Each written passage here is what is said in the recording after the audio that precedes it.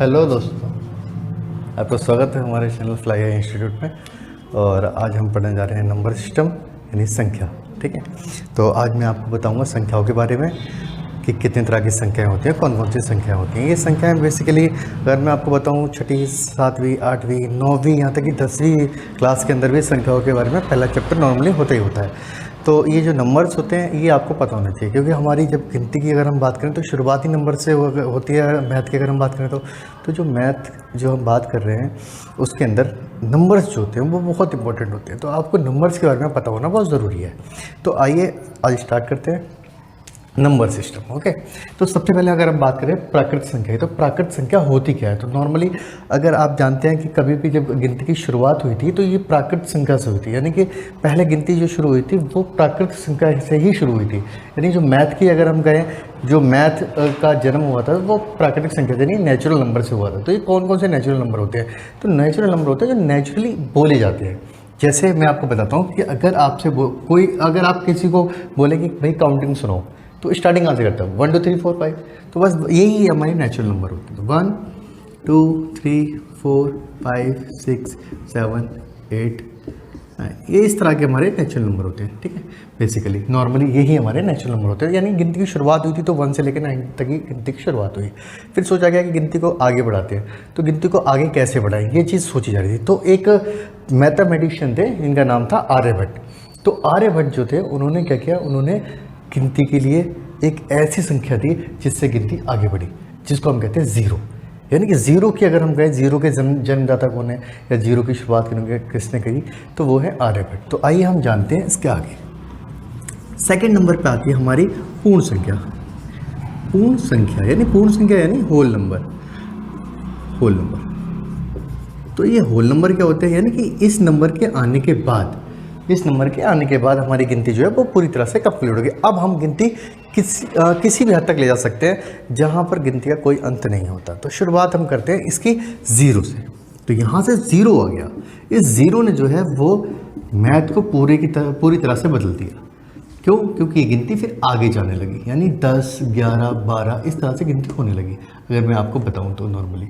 ठीक है, तो अगर हम बात करें क्या उसके बाद ये गिनती भी 10 से होती है, 11 12 आगे बढ़ती ले जाती है, लेकिन सिर्फ इन दोनों में डिफरेंस एक रहता है। इसका मतलब ये है कि वो डिफरेंस क्या होता है, वो डिफरेंस होता है ज़ीरो का। यानी ये गिनती आगे जितनी भी चली जाए दोनों के दोनों वो कितनी भी जा सकती हैं, लेकिन बस फ़र्क दोनों में क्या होता है, इस ज़ीरो का दोनों में बेसिकली फ़र्क होता है। क्यों?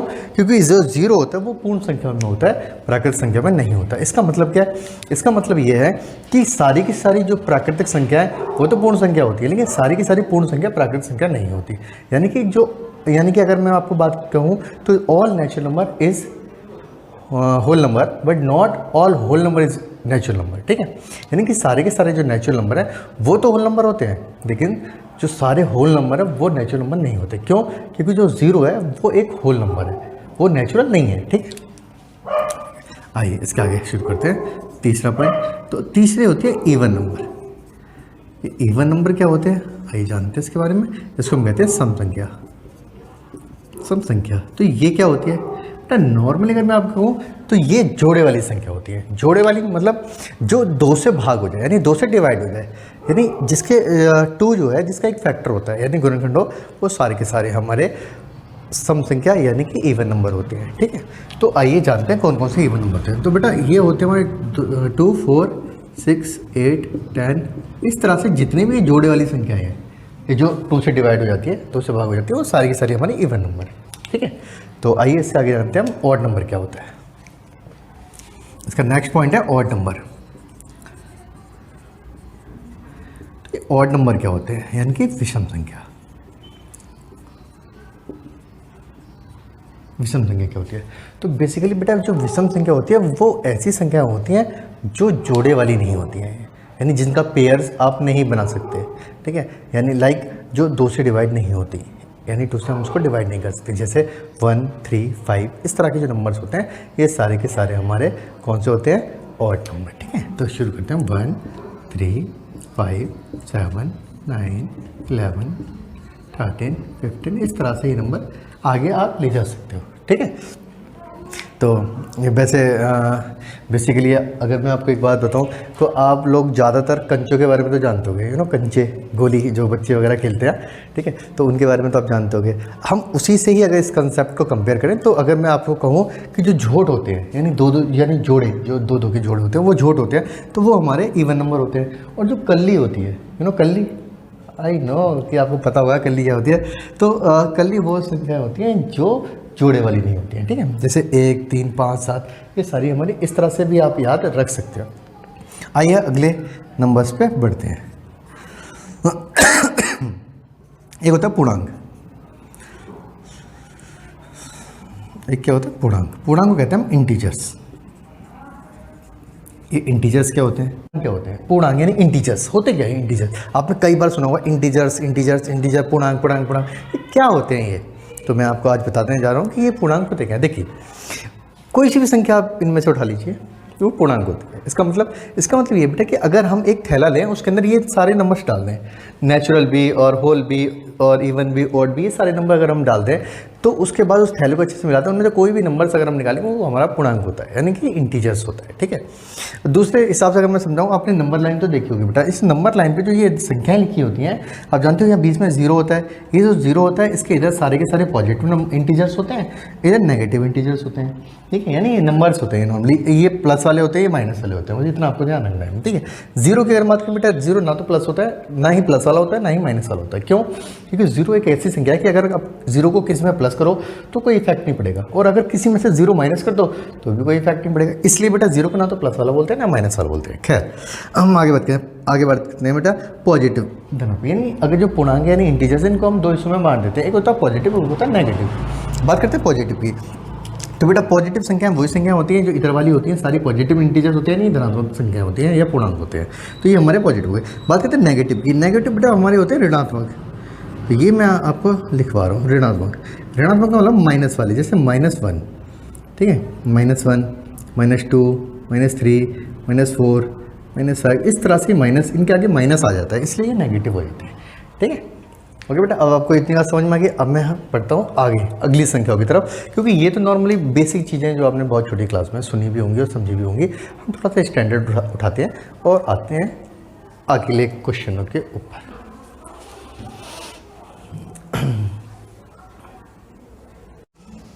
तो आइए बेटा आगे बढ़ते हैं, अगले नंबर्स की हम बात करते हैं। तो एक होती है परिमित संख्या,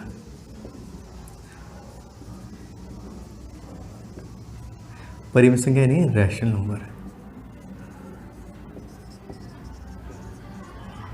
ये क्या होते हैं रैशनल नंबर? तो बेटा रैशनल नंबर वो नंबर्स होते हैं जिनको हम P/Q की फॉर्म में लिख सकते हैं, और जहाँ पर Q जो होता है वो इक्वल टू नहीं होता जीरो के, ठीक है। जैसे मैं अगर मैं बोलूँ कि भाई इस तरह से लिखी जाती है, और यहाँ पे जो Q है वो बराबर नहीं होता जीरो के। और एक चीज़ बता दूँ, ये जो P है ये भी इंटीजर्स है, इंटीजर्स, और ये जो Q है ये भी इंटीजर्स है, और ये इसको पूर्णांक बोलते हैं, और यहाँ पर ये पूर्णांक, यानी परिमित संख्या यानी रैशनल नंबर बेटा वो नंबर होते हैं जो नॉर्मली अपॉन की फॉर्म में होने चाहिए, यानी P/Q। P यानी अगर मैं बात करूँ P की, तो P यानी न्यूमरेटर, और यहाँ होता है डिनोमिनेटर। न्यूमरेटर यानी अंश और डिनोमिनेटर की हार, ठीक है, इस फॉर्म में होना चाहिए, नहीं इसमें एक न्यूमरेटर होना चाहिए, एक डिनोमिनेटर होना चाहिए। और आपको बता दूं मैं, यहाँ पे जो डिनोमिनेटर होता है यानी ये बराबर नहीं होना चाहिए जीरो के। अगर ये जीरो के बराबर है तो वो परिमित संख्या यानी रैशनल नंबर नहीं होंगे, तो यानी ध्यान ही रखना है कि ये जीरो नहीं होना चाहिए, ठीक है। दूसरा अगर मैं बात करूँ इसके आगे, तो सबसे पहले ये है कि ये को प्राइम होना चाहिए, को प्राइम यानी सह अभाज्य, ये सह अभाज्य होना चाहिए, ये सह अभाज्य होना चाहिए। ये क्या होता है सह अभाज्य, ये मैं आपको आगे बताऊंगा, ठीक है। अभी आप इतना जान लीजिए कि ये सह अभाज्य होनी चाहिए, तो ये परिमित संख्या नहीं रैशनल नंबर होते हैं। अगर ये सह अभाज्य नहीं होते हैं तो ये परिमित संख्या रैशनल नंबर नहीं होते हैं, ठीक है। तो आपको इस चीज़ का ध्यान रखना है, ठीक है। तो आइए आगे बढ़ते हैं। तो ये जो संख्या होती है P/Q के फॉर्म में होनी चाहिए, और Q not equal to zero होना चाहिए। अब मैं इसका एग्जाम्पल लिख देता हूँ, जैसे अगर मैं बात करूँ 7/3, क्या ये परिमित संख्या यानी रैशनल नंबर है? हाँ है। क्यों? क्योंकि ये P/Q की फॉर्म में लिखा हुआ है, ठीक है। और नीचे जो क्यू है वो 0 के बराबर नहीं है। दूसरा, क्या ये भी है? हाँ बेटा ये भी है। क्यों? ये माइनस में है तो क्या हुआ, जो पूर्णांक होते हैं, इंटीजर्स होते हैं, अभी हमने पढ़ा था कि जो इंटीजर्स होते हैं वो पॉजिटिव भी होते हैं, नेगेटिव भी होते हैं। तो इंटीजर्स कोई से भी हो सकते हैं, प्लस में भी माइनस में भी। और बस p होना चाहिए, q होना चाहिए, यानी ऊपर संख्या होनी चाहिए, नीचे संख्या होनी चाहिए, और q जो है बराबर नहीं होना चाहिए 0 के। ठीक है, आपको ये चीज़ ध्यान रखनी है। तो ये भी हमारा रैशनल नंबर है, यानी कि परिमेय संख्या है। इसके की बात करते हैं, क्या 3 है? क्या बेटा 3 है? हाँ बेटा ये 3 भी है। क्यों? आपको पता होना चाहिए कि जिन संख्याओं के नीचे कुछ नहीं होता उनके नीचे हम हमेशा 1 मान के चलते हैं। तो यहाँ पे जो q है वो किसके बराबर है? 1 के बराबर है। और p क्या है यहाँ पे? 3, यानी p जो है वो 3 है और जो q है वो हमारा 1 है। तो ये हमारा रैशनल नंबर यानी परिमेय संख्या है। ठीक है, कब नहीं होता ये? अगर इसके नीचे 0 होता तो। ठीक है, आगे बढ़ते हैं। क्या 0 हमारा रैशनल नंबर है? क्या बेटा ये है? हाँ है। क्यों जानते हैं? क्योंकि जो 0 होता है बेटा ये भी हमारा पूर्णांक यानी इंटीजर्स होता है, तो p यहाँ पे 0 है। और जो q है नीचे ये हमारा 1 है। शर्त क्या है कि q यानी नीचे वाली संख्या वो 0 नहीं होनी चाहिए। यहाँ 0 थोड़ी है, यहाँ 1 है। ठीक है, तो इसलिए ये भी हमारा रैशनल नंबर यानी परिमेय संख्या है। ठीक है, क्या ये है? नहीं बेटा ये नहीं। क्यों? क्योंकि यहाँ पर q 0 के बराबर नहीं होना चाहिए, यानी नीचे वाली संख्या 0 के बराबर नहीं होनी चाहिए, लेकिन यहाँ पर 0 के बराबर है, तो ये नहीं है। ठीक है, ओके। अब ये तो आपको पता चल गया बेटा कि परिमेय संख्या क्या होती है। बात करते हैं एक होती है अपरिमेय संख्या। ये क्या होती है अपरिमेय संख्या? आइए जानते हैं अपरिमेय संख्या के बारे में।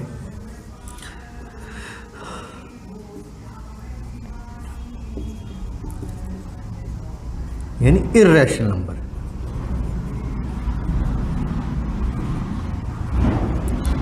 क्या होते हैं बेटा ये इर्रेशनल नंबर? आइए इसके बारे में थोड़ा जान लेते हैं। तो आज हम पढ़ेंगे कि अपरिमेय संख्या क्या होती है, यानी इर्रेशनल नंबर क्या होते हैं।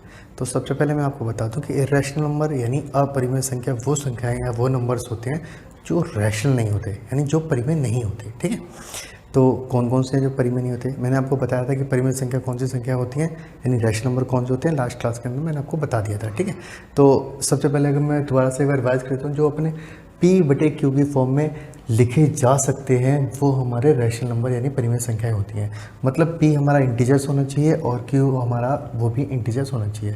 कंडीशन ये है कि q जो है वो इक्वल ना हो 0 के। ठीक है, तो ऐसे संख्या मैंने आपको एग्जांपल दी, ये सारी की सारी हमारी जो है वो रैशनल नंबर यानी परिमेय संख्या है। अब बात करते हैं ये कि क्या सारे इंटीजर्स हमारे परिमेय संख्या हो सकते हैं या रैशनल नंबर हो सकते हैं? तो हाँ, सारे जो भी इंटीजर्स होते हैं वो सारे हमारे रैशनल नंबर हो सकते हैं, यानी परिमेय संख्या हो सकती है, लेकिन अपरिमेय संख्या या इर्रेशनल नंबर नहीं हो सकते। तो आइए जानते हैं हम कि इर्रेशनल नंबर या अपरिमेय संख्या कौन से होते हैं। तो देखिए बेटा बेसिकली क्या है कि इंटीजर्स जो है वो अपरिमेय संख्या नहीं होते हैं, यानी इर्रेशनल नंबर नहीं होते हैं। ठीक है, तो कौन से होते हैं जो इर्रेशनल नंबर होते हैं? सबसे पहले बात करते हैं पाई की। ये पाई एक ऐसी वैल्यू है जिसको हम लिखते तो हैं 3 अपॉन पाई की जो वैल्यू है वो लिखते हैं हम 22/7, इसको शॉर्ट में लिखते हैं 3.14। ठीक है, ये इसकी वैल्यू लिखते हैं, बट बेसिकली सही ये इसकी वैल्यू नहीं है, क्योंकि ये जो वैल्यू है ये आप देख रहे हो ये टर्मिनेटिंग है, यानी कि ये शांत है, जबकि इर्रेशनल नंबर जो होते हैं वो नॉन टर्मिनेटिंग और नॉन रिपीटिंग होते हैं, यानी कि वो ख़त्म भी नहीं होते हैं और वो रिपीट भी नहीं होते हैं। ठीक है, और ये जो वैल्यू देख रहे हो आप ये इसकी ओरिजिनल वैल्यू नहीं है, ये नंबर्स आगे बढ़ते चले जाएंगे इस तरह से, लेकिन बस वही है कि हमें एरिया निकालने के लिए जो हम इसकी वैल्यू ये अप्रॉक्स लेके चलते हैं। ठीक है, तो आइए इसके आगे बताते हैं हम। और जितने भी रूट वाले नंबर है, अंडर रूट वाले यानी वर्गमूल वाले जितने भी नंबर्स हैं, जैसे √2 हो गया, √3 हो गया, √5 हो गया, ये जो भी ये नंबर्स आपके सामने आ रहे हैं ये सारे के सारे हमारे अपरिमेय संख्या होते हैं। ठीक है, यानी इर्रेशनल नंबर होते हैं। ओके, अब हम आगे चलते हैं। इसके बाद हमने बताया था आपको कि एक होता है हमारा रियल नंबर। ये रियल नंबर क्या होते हैं? यानी इसको अगर हम बोलें ये होती है हमारी वास्तविक संख्या। वास्तविक संख्या नहीं, वास्तविक संख्या क्या होती है बेटा? नॉर्मली मैं आपको बता दूं, वास्तविक संख्या वो संख्या होती है कि अगर आप प्राकृतिक संख्या को और पूर्ण संख्या को, सम संख्या को, विषम संख्या को, पूर्णांक को, अपरिमेय संख्या को, परिमेय संख्या को, सबको एक थैली के अंदर बंद कर दो और उसको अच्छे से मिला दो। उसमें जो आप जो भी नंबर संख्या निकालोगे वो सारी की सारी हमारी वास्तविक संख्याएं होंगी, ठीक है। यानी अगर मैं इंग्लिश में कहूँ तो नॉर्मली क्या है कि आप जो है नेचुरल नंबर को, होल नंबर को, प्राइम नंबर को, ऑड नंबर को, या फिर इंटीजर्स को, या फिर रैशनल नंबर को या इरेशनल नंबर को, सबको एक साथ मिला दो और उसके बाद आप उसमें से जो भी नंबर्स निकालोगे वो आपके रियल नंबर होंगे, ठीक है। तो रियल नंबर्स तो आपको पता चलेगा कि इसके अंदर सारे नंबर्स आ जाते हैं। लाइक अगर मैं बोलूँ आपका नेचुरल नंबर भी इसमें आ जाता है, यानी कि मैंने कहा नेचुरल यानी कि प्राकृतिक संख्या, ये भी इसके अंदर आ जाती है। और इसके अंदर और क्या आता है, इसके अंदर आता है whole number. Whole number, one number यानी पूर्ण संख्या, ठीक है। इसके बाद अगर हम बात करें इंटीजर्स की तो वो भी इसके अंदर आते हैं, यानी कि पूर्णांक। और क्या क्या आ सकता है इसके अंदर, और मैं बात करूं रैशनल इरेशनल दोनों आ सकते हैं, यानी रैशनल एंड इरेशनल, यानी कि ये दोनों नंबर्स इसके अंदर आ सकते हैं। इसको हम हिंदी कहेंगे परिमेय संख्या और अपरिमेय संख्या।